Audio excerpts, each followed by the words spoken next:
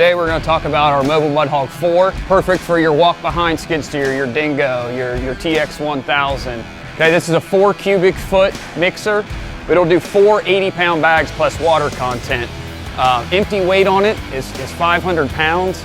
And when it's completely full, you're still going to be under 1,000 pounds, which is really perfect for your walk-behinds. Okay, so what makes the mobile mixer so versatile is when you're ready to dispense it, just pull the chain here, pull your lever, and it's going to dispense. This is perfect for doing, your fence posts. There's so many uses for the mobile mixer.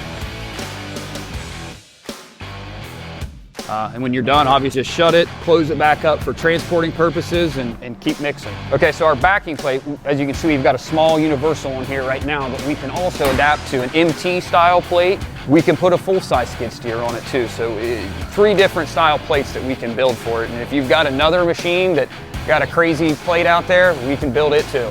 We have our bag rippers. Throw your 80-pound bag on the spike here, add your water and start mixing. After we've done mixing, close your vinyl cover, because when you're transporting your material, this vinyl cover is going to help that splashing on your skid steer or splashing on your client's backyard.